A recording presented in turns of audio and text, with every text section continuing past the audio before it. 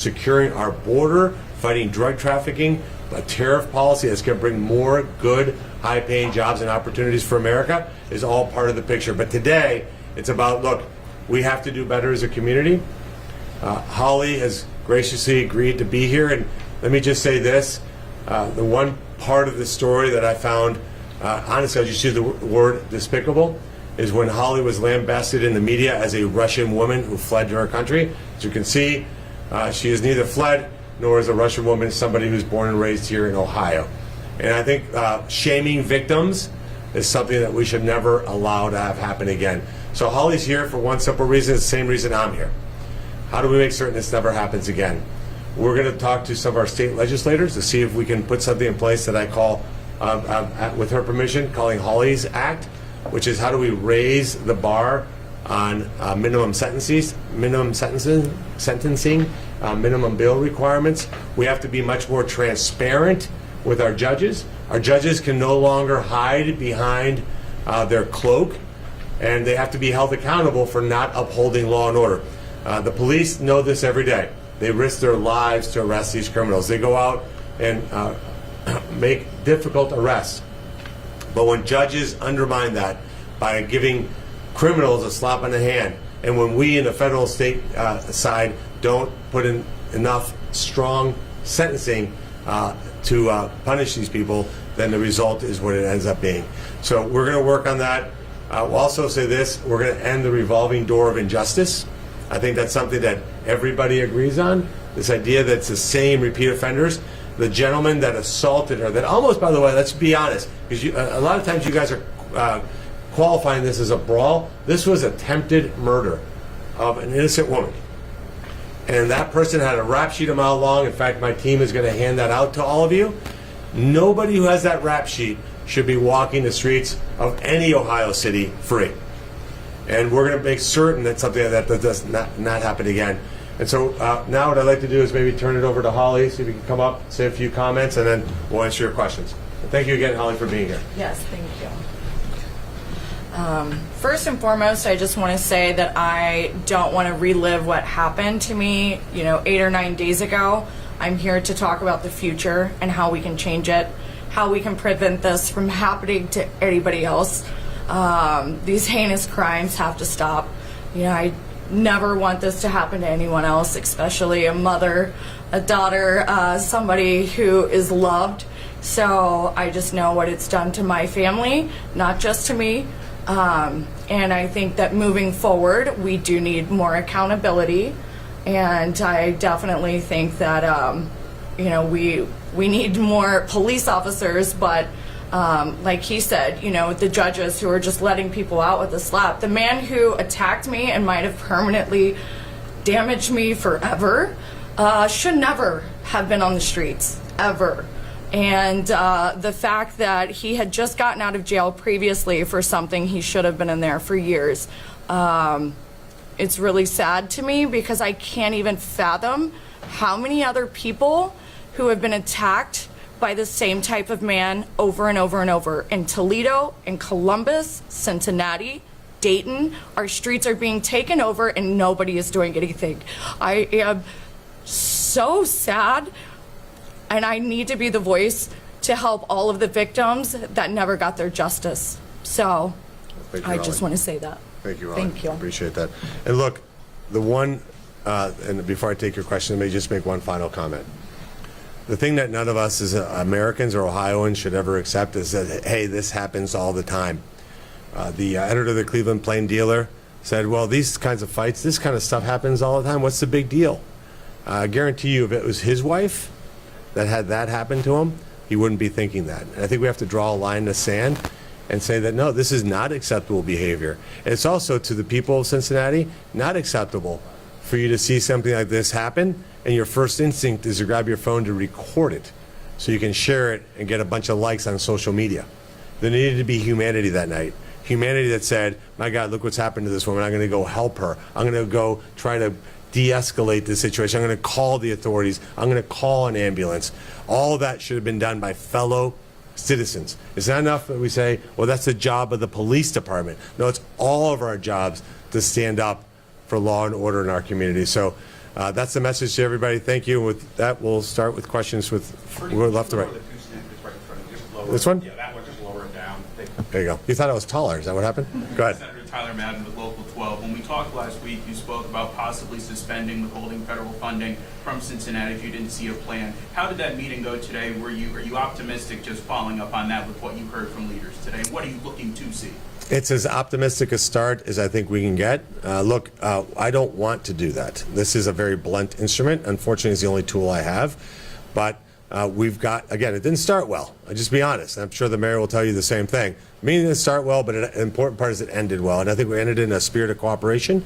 We exchanged cell phone numbers. I had a 35-minute phone call with the chief. I think everybody was given a homework assignment, including myself. And we're going to go back and say, how do we actually just fix? How do we move forward? We never want to see a picture like that ever again in any Ohio city.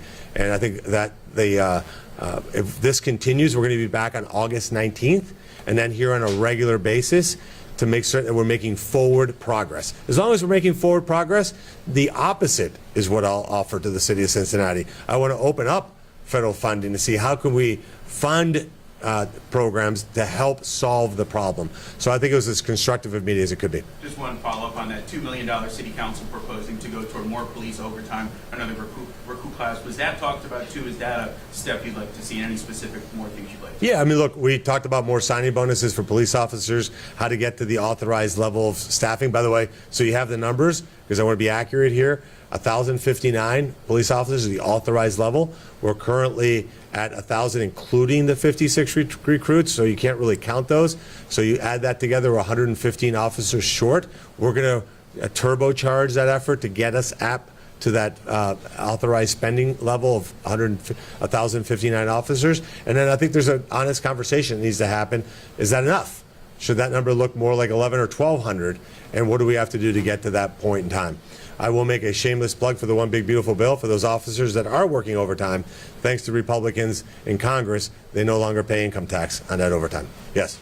Have you or Holly seen the entire video yet? I know Chief DG said that they were supposed to release potential surveillance video and body cam video. Have you guys seen it prior to today or today at that meeting? No, we did not share the video. Holly doesn't need to see the video. She lived it live. So in terms of me, look, I've between seeing the videos that are out there, listening to her and the other victims, there's a pretty complete picture of what happened, which is something something that was obviously a mob attack, something that should never have happened to Holly.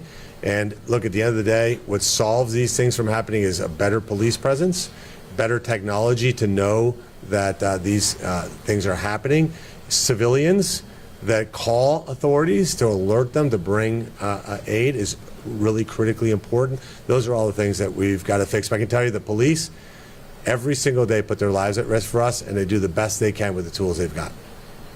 Holly, are you of course. able to take some questions? Yeah. Yes. I'm a little nervous. No, I know you don't want to relive, and I don't want you to relive at night, and I'm just glad you're able to stand here and use your voice. What, at the end of the day, do you hope comes out of this? And, where are you getting your strength from? So definitely just being a mom. I know for years I have felt hopeless for the future of my children, what kind of world they're going to grow up in, because it has just gotten, worse and worse. You can't even let your children play in your own yard, let alone at parks or going outside.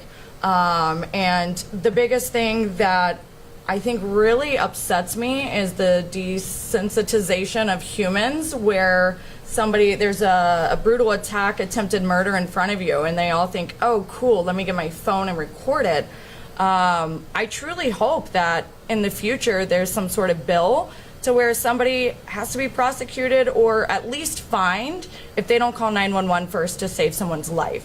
And I think that's going to help a lot, not just, funding more police, which we do need, which I really hope moving forward, we get the proper police. But like he said, it comes also from the citizens. We all need to help each other out and start helping humanity. You say attempted murder. I know you use that. I don't know if you remember being on the ground, but did you feel like you were going to die that night? I truly felt like that. And I still am just shocked that I didn't. So are my doctors. So, at first I didn't know what to think of it.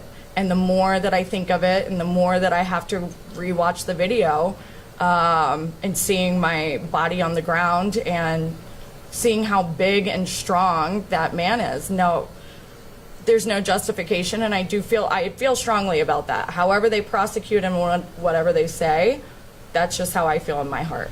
Holly, with everything that's happened, what's some of the good that's come out of this? Oh my goodness. I think that people are coming together, kind of like today, the meeting that happened today. I don't think they would have been able to get into a room and say, how can we move forward? How can we help each other? I feel like the whole country is so divided normally of Republican or Democrat or white and black or, you know, all these different things. But now they're just saying, how can we just find love and come together? How can we stop looking at it as religion, color, you know, all of these other things, and how do we just look at it as making our community safe again? So I think that that is bringing everyone together in that aspect, and that is what's giving me my strength to keep going, knowing that there will be a better future for my children, and you know, you guys have the power right now to do something about it. Now, Holly, Everyone. prior to today, did you hear from city officials at all? I cannot comment on that. Can you talk about your recovery, your physical recovery, and kind of what you've been through, the extent of your injuries? Yeah, I'm still going to a lot of specialists. I'm kind of like Dory the fish right now, if you will. So I have my aunt as my caretaker because I literally just, you know, my brain comes and goes a little bit, my memory, in my body, they call it the aftershock. The doctors, the first couple of days, it was really just here, and now it has just completely gone into my whole body. Like, I'm having a lot of trouble just walking, moving, getting out of bed. I'm in excruciating pain all the time. You know, if it wasn't so important to be here today to help talk, kind of be the voice for preventing this for the future, I would not have left my aunt's basement in a dark bed with the blanket over my head. It's been horrible. What was your reaction when you heard the fifth person got arrested earlier this week and then just today, this kind of the sixth? You know, I'm really glad, especially the fact that the fifth, or the person who got arrested today was the female, because she had just as much part of it, and I think so many people were talking about the males, but I mean, I think as a whole, it should be the males, the females, anyone who had a part of it. But I do feel a little bit safer knowing the man who did this to me was finally arrested. I know I haven't slept in a while, and that at least took me out of fight or flight to where I was like, okay, I can relax, and my name has been cleared as a Russian spy, so I feel better about that. So, so no, I hope that they keep going. I hope that they don't stop and they get as many as they can to keep the streets safe for everyone. We've seen a few studies that show that mandatory minimum increases don't necessarily deter crime. Can you expand on why you think this legislation will be effective? Yeah, because mandatory minimums do reduce crime. That's a talking point from the people who don't believe in law and order. And that was, you took the words out of my mouth. The only people that say stuff like that is Pew Research. So literally, you beat me to it.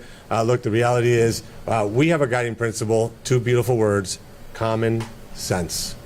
If you commit a crime and you're punished for it, you will commit less crimes, and the punishment has to fit the crime. I mean, look, here's the reality. Holly has a death sentence, a life sentence. This is a life sentence for her. And anybody who has a mom in their life, a wife in their life, a daughter in their life knows that there's no recovery from that. Every single day for the rest of her life, she's going to have to live through this. And yet the person who does it gets away with, oh, you know, you're a bad guy, and if you give us $400, we'll put you in some sort of community service program.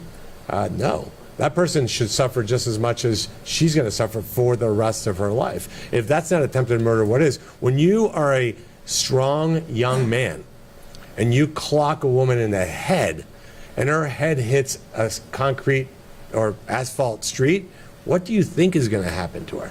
You think it was going to be a nice thing? Well, imagine if that happened to you. What would be your mandatory minimum sentence if that was you or your mom or your sister? I tell you, it wouldn't be a slap in a wrist in community service. And look, the deterrent has to fit. If you don't have punishment that's real, and this has become a problem, to a large extent, it's become a game with these criminals, with the police officers, which is massively demoralizing for the police. They do their work, they risk their lives, they capture this person, they arrest them, they put handcuffs on them, they put them in their squad car. None of that, by the way, is safe for the officer. They're at risk every single second of every part of that operation. Then they get that person in jail. They have to do mounds of paperwork, document everything, and heaven forbid they didn't dot an I or cross a T. And then to see a judge let them off like that before they're even done doing paperwork. Do you know what that feels like as a police officer? Why would I do this job? So look, to the people who want to go into the law enforcement field, I can tell you one of the things that came out of the meeting today is that's not going to be tolerated any longer in Cincinnati, in Hamilton County, or anywhere in Ohio. We're going to make certain that when you are a police officer and you raise your hand, you volunteer to serve our communities. I hope you do. I hope the people watching this, hoping there's a young man or young woman out there watching this and sees no better calling than to be a police officer, to make certain that you protect people like Holly, that you sign up and become a police officer, make a difference in your community. There's no more moral obligation that you can have to serve your community than being a police officer. And we want to have people step up. We want to have too many recruits coming in to serve the community. We're going to have your back, and we're going to make certain that these judges are held accountable. Senator, you were mentioning the collaboration now with the city, county, state, even the FBI. You mentioned the meeting getting heated. What is going to be done moving forward that wasn't done? Well, look, it's all of us in the same room talking. I'll give you a little for instance. Everybody has turf wars. You guys understand that. I'm sure there's turf wars in your profession too. You have a county prosecutor, and they have a team and a staff, right? They have pride of ownership of what they do. And then you have a U.S. Attorney's Office that has the same thing. But sometimes we can move a criminal from the state system to the federal system. That requires a federal U.S. attorney, and we have one in Dominic Geraci that's willing to take these cases on. And to your question about mandatory minimums, you know what else is going to be a deterrent is when you go out and you mess around and you commit some of these crimes and you think, oh, it's going to be some local judge, some district judge that's going to let me off. Oh, no, you're going to have a federal judge and a federal prosecutor and a U.S. attorney and an FBI that's going to prosecute you, and that will also be a deterrent. We're going to bring the U.S. Marshals in as well. I think there's a role for them to play. There's a big role for the DEA, ATF to play to get these guns, illegal guns, out of the system. So there's a lot of work that's going to be done. It all happens when you collaborate. You talk to anybody in law enforcement, and they'll tell you that the most effective deterrent, the most effective way to conduct law enforcement is everybody is on the same page and is in the same room. In fact, I give major credit to the special agent in charge of the FBI who said, let's meet twice a week. Let's meet twice a week, every week going forward. We'll talk about cases. We'll say, should this be you? Should this be you? Should this be a district judge or should it be a federal judge? That kind of cooperation is really important. So it sounds like a lot of the gun cases you're suggesting moving them to the federal level instead of the state level? Absolutely, if that's what it takes. Absolutely, yes. What are the metrics you're going to be using to identify if we're moving in the right direction when you come back on August 19th and moving forward? Yeah, thank you for asking that. So Director Kash Patel is not only an amazing director of the FBI, happens to be a really good friend. He's offered to provide the data source so we can all agree. So when we say crime is down, crime is sideways, crime is up, we have objective metrics. These are the actual statistics. Kind of like the staffing levels. We now know exactly what the actual metric is, 1,059 officers. That's what we have to hit. We're 115 short of that number, 56 in the recruitment class. We have to get the extra 56 officers across the finish line. So the FBI is going to provide that data, not just for Cincinnati. Cincinnati had this incident happen. This could have easily happened in Cleveland, probably more likely, honestly, to happen in Cleveland. In Columbus, could have happened in Youngstown, Dayton, Toledo. So we're going to have metrics for the top 7 cities, and what we want to see is improvement. So a very simple scorecard. Green means you're doing better, red means you're not doing better.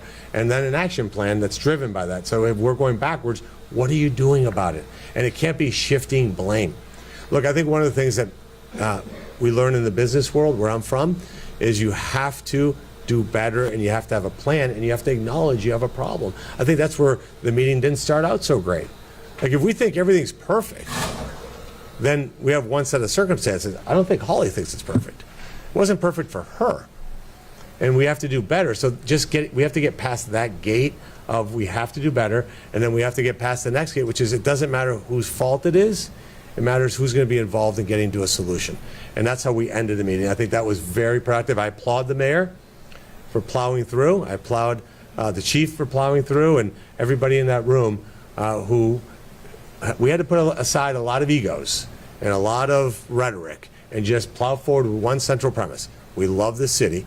We love this state. We love this country. And we can never allow something like that to happen again. Very simple. Who initiated that meeting? We asked everybody to come together, and it was private. If you noticed, we didn't want to have those discussions because, look, this is about constructive forward progress. That's what it's all about. And we're going to get to the other side. I firmly believe in the core ingredients of Cincinnati are here. By the way, I forgot to mention a world-class soccer team, too, by the way. So, so make sure that I don't miss Cincinnati United. But, look, we have world-class amenities. This is a great city. And by the way, what happened here is much worse, much exponentially worse in cities like Chicago, New York, and where I have to go work every week in Washington, D.C. So we just don't want to go there. We don't want to get to the point where we even remotely resemble those cities. And I think there's police officers who maybe work in those communities that want to come to where they can have better housing, more affordable, better communities. So if somebody's watching this who lives in New York, Chicago, LA, San Francisco, Boston, come to Ohio, come to Cincinnati, be a police officer here. We'll give you better benefits, better quality of life, and we'll always have your back because we don't have complete raving lunatics as mayors. So, look, there's an opportunity here for Cincinnati to be even better. And that's why Holly, look, I told Holly I wasn't going to get corny. It took a lot for her to have the courage to leave her home and stand in front of you. This is not new. Look, I've been doing this campaigning and being in office for 3 years now. For her, this is totally new. For her to stand in front of you and take questions took an enormous amount of courage, but she's doing it because she wants her state to be better. And I hope that every elected official, when we meet on August 19th and every meeting after that, that we keep her in mind and say, look, that we're doing this because we don't ever want this repeated. And if she has the strength to come here in front of all of you and in front of millions of people that may be watching, we should have the courage to sit in a room, put our egos aside, our agendas aside, and say what is best for this community. And I think we will get there. I am very, very optimistic for the future. In fact, I would encourage everybody in this metro area who's watching, take a stand. You know how you can take a stand? Come visit a Cincinnati establishment today, tomorrow, this weekend. Do not let the bad guys win. We win when we stay home. When we say, you know what, I don't want to be like Holly. I'm too afraid to go out. No, then they win. The bad guys win. You show up here in downtown Cincinnati and have dinner at any of 20 different restaurants that I could recommend for you that are absolutely fantastic. That's how we show that we're not going to be bullied into submission. And I hope we have record turnout for every single solitary event that happens in Cincinnati for the rest of the year. That's how we rise up as a community. Benny Johnson, I give credits to him. He wanted to put a GoFundMe page. Actually, by the way, I got to embarrass Holly here. She said, please don't do that. I don't want people giving me anything for nothing. And Benny said, no, you call her back and talk her into it. And she reluctantly took it. Because of people all over America, we've raised over $500,000 to help Holly. That shows the humanity. That's what America is all about. That's what makes our country special. And we never should forget that. You'll take 2 more questions and we'll wrap up. And when you're talking about elected officials, I know there was probably so much talked about today, but did the comments by Victoria Parks come out at all? Look, I didn't go there this morning because it's so obvious. And, you know, they were so outrageous, so off the pale that she's got to make a decision to make at this point. What does her morality look like when she's accepting money to be employed by the city of Cincinnati and made such outrageous comments? Again, I'm not going to look at Holly when I say this. How she read those comments and didn't completely break down is beyond me. And Victoria Parks, at least the first thing you should do as a good Christian is pick up the phone and call her and apologize. Say, I am so sorry that I made those comments. Maybe there's not forgiveness that happens from the general community, and she has to decide that with God, but she should at least seek forgiveness from the person that she hurt very badly. And also, a couple other comments that were made by Pastor Lynch I think were outrageous. This has nothing to do with race. The idea that I'm somehow here advocating for this because she happens to be white. By the way, I'm Hispanic. She's Irish. This has nothing to do with whether you're Hispanic, white, Indian, black. I don't care your nationality. If you're a woman going out to eat in a restaurant, you get the crap beat out of you as your life. I don't care who you are. That's unacceptable. And for him to make it racial, like we were race baiting, and by the way, it's despicable that we have these KKK banners being floated around town. That's not who we are. And this is probably a dozen complete morons, total misfits that combined maybe have 100 IQ between the 15 people that are probably doing this, that are despicable human beings that probably aren't even from Ohio. To them, you're not welcome here. And that's what we got to show a force the other way. We got to show a force the other way. This is our moment. This is Cincinnati's moment to rise. And the reason I'm so optimistic is because I know we will rise to this moment. This will never define us. What will define us is what we do from today forward. Fix the problem, make certain that we have safety and prosperity in this community, and show that we're much better than what we saw 8 days ago. And we are. That's the good news. And Holly, thank you for having the strength to be here to address everybody. I want to thank all of you for covering this story, and I think you've done a very good job of covering it. I think you've been very fair. And I'll leave this to the people who've made the comments that you just spoke about. Time for retribution is still open. And there's nothing wrong with having some self-reflection and saying, after thinking about it, maybe I was off kilter and I can apologize. And I know that Holly's a good Christian and probably will actually accept that apology. And that's the beginning of healing, and I hope that happens. We'll take one last question. One more thing, Senator, you mentioned Holly's Law, Holly's Act. When do you have an idea of maybe rolling some of that out? And do you think the people that were recording but maybe didn't call 911, should some sort of prosecution be included in that as well? Yeah, I mean, as you know, there already are laws that say that if you do not come to aid, that there could be possible consequences. But look, if you're watching this and you live in the city of Cincinnati, that's not who we are. That's not who we are. We're not people that watch a woman get beaten to the inch of her life, and our first instinct is to get out and videotape something so that you can be cool on Instagram. That's not who we are. That's not the Midwest. That's not why we live in communities like Cincinnati. And when you see something, you do something. You get involved. There's strength in numbers. And that's what we're seeing, not only with the support that's come to Holly, over $500,000 raised for her. That isn't about the money. It's about the idea that there's humanity there. And look, this is going to be a moment in time that I hope we remember as the inflection point in which we said we just won't put up with this kind of status quo. We're not going to do that. We're not going to let the bad guys win. We're not going to let the criminals win. We're not going to allow the police to continue to be disparaged. We're not going to allow judges to hide behind their lack of transparency to say how they sentence people. And we're going to put some resources behind electing good judges. And that's one of the commitments I made to not only Holly but to the people in that room, is when we have judges that are up for election, we're going to put resources behind electing good judges. Simple. What does it mean to be a good judge? Somebody who follows the law and enforces it. That's colorblind, blind whether you're powerful or not powerful, that everybody gets treated equally under the law. It's why my family left South America, because this is the one place on earth where we built this country because we value law and order. And to every police officer for the city of Cincinnati, understand that all of us have your back. Have your back. We haven't done as well as we should have, including myself. And we will do better. We will do better to make certain that when you put on that uniform and you leave your home, that we know that you're out there fighting for all of us in this community. We thank you. And those watching that want to have a glorious profession, today, right now, go on the Cincinnati City website and sign up to be a police officer.